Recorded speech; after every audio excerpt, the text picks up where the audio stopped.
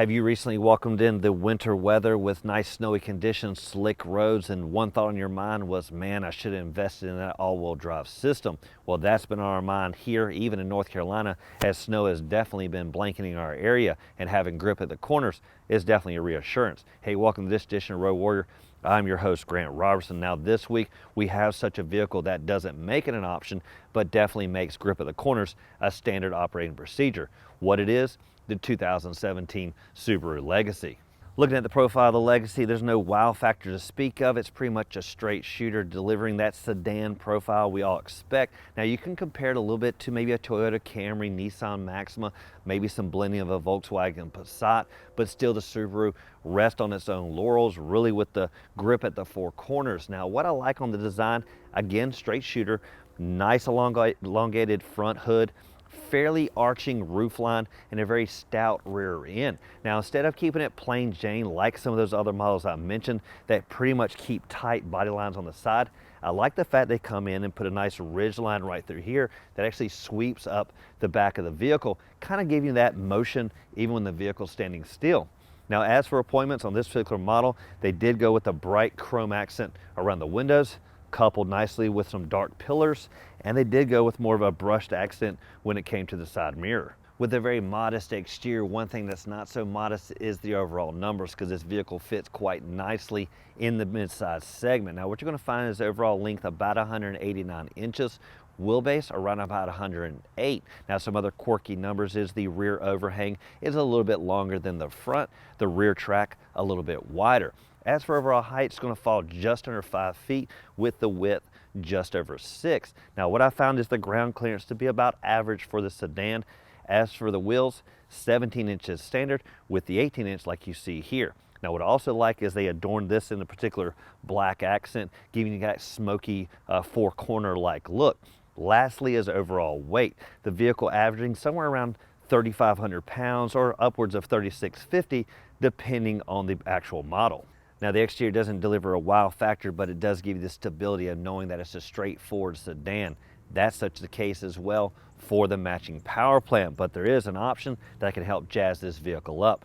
For starters, let's see what's under the hood. Now what I like is with the overall operation here, real easy to release, and there's a simple trigger right here that opens this up. Even better, nice hydraulic lift allowing this hood to get up out of the way, especially for those gearheads that like to tinker here. Now what we found is this is a 2.5 liter 4-cylinder boxer engine that delivers around about 175 horses and 174 foot-pounds of torque. Now if you again want to jazz this vehicle up, I'd opt for the 3.6 liter 6-cylinder boxer engine. That's going to deliver around about 256 horses and give you a lot more purr versus a scream that we got when we press the gas.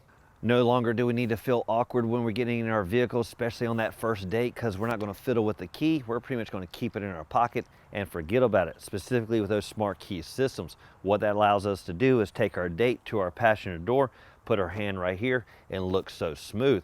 That allows quick ingress and get on your way. What I even like is when you walk away, locking the vehicle. Simply press right here and it locks right up. Now security again isn't just the vehicle getting in and out, it also is the fill up area, making sure our gas fill up is nice and locked. What they do here is, well, don't relate it to locking the vehicle, but instead have the old traditional handle in there, pull it, and it pops right open. Now we're going to see here also is a little bit old school because it still has the cap system versus the new capless. With the grip of the four corners, one thing I like about this vehicle is you can pretty much take it anywhere, and during the winter months, that means to the mountains and hitting the ski slopes. Along the way though, you're definitely going to collect some dirt and grime all here at the back end like you see. The only thing that does to me is reiterate to everyone passing by that this definitely has some roadworthiness. As for the design back here, what you're going to see, very short rear deck lid, but if you dive in deep, you swear there's slightly an arch implying a little rear spoiler, but again, the wow factor somewhat subdued. As for the rear taillights, mimicking what the competition does, wraps around the vehicle, pretty stylized. Now as for safety, to be expected, no backup sensors here, but a nice backup camera giving you plenty of view. Now as for the operation, the good old manual handle is long gone and replaced more with electronic release. Once this pops open, what you're going to see is a very cavernous, typical sedan trunk, very wide, accommodating even in the summer months a nice full-size golf bag. As for the overall space, what you see here is around about 15 cubic feet. Anytime you need to transition cargo, you typically have to climb inside the vehicle and really fold down the seats from the inside. But here on the Subaru, it's made so much simpler. There are handles positioned here in the upper portion of the trunk opening. Simply pull that and the seats will be released. Then you can climb inside and lay them flat. Once the release has been pulled in the trunk, simply reach up and fold the seats down. And what you'll notice is there's plenty of room even with the headrest in. Now with the seats laid flat, you'll definitely increase your cargo area. Even better, with the split rear bench seat, you can sit people and cargo at the same time. Diving inside the Legacy, first thing you'll notice is more of a sport-like interior versus a regal-like approach. Really starting with the dark gray accent with the brushed chrome aluminum. That really coupled nicely, giving the overall feel as a sporty-like vehicle. Now as for the overall legroom numbers up front, going to be around about 42 inches.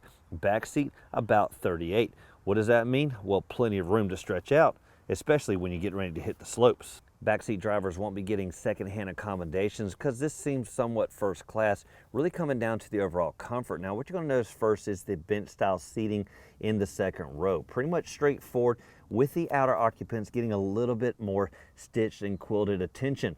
As for the center armrest, really delivers nice elbow support, and what you'll notice is it's nice and elevated versus it flopping right there on the bottom cushion.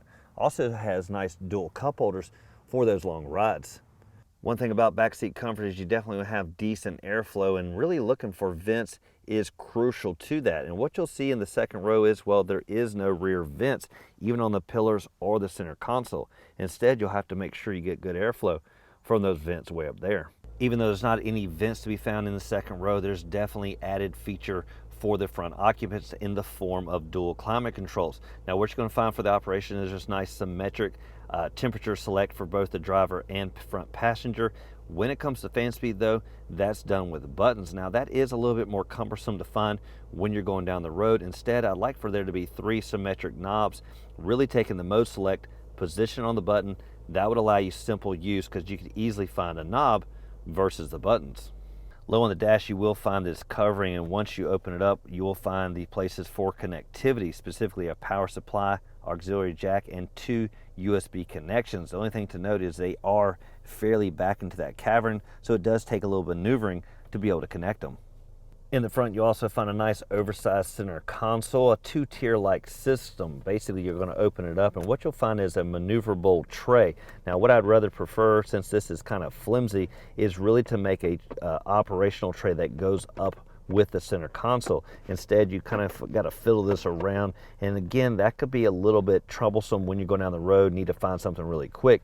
Instead, if they made this operational, it would get out of the way, making you be able to access the deep cavern so much quicker.